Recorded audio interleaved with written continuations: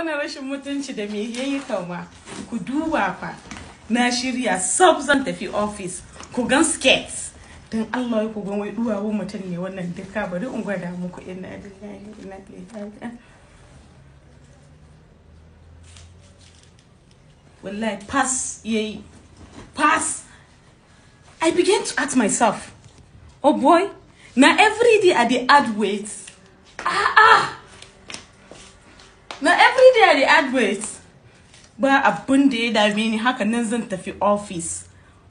Saboda na riga da na budget din shi, kaya na kenan. Na riga da na budget shi zan sa.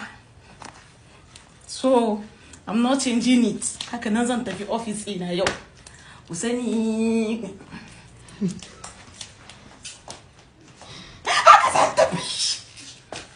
ya barge rigon mu ya burge sai a sami shi tough kai dole in yi silimi ina cewa ba zan yi silimin ba ko saboda makiya su ci gaba da kallo na dumurumur amma yanzu na canza ra'ayi na ce sai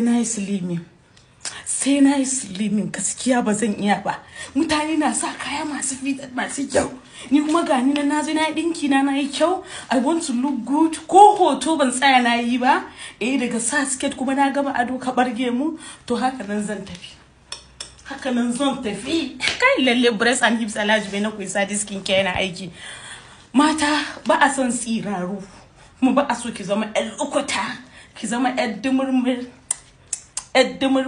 to kada ku bari a baku labari ku zo ku siya slimming tea din mu akwai sadiya skin care bye.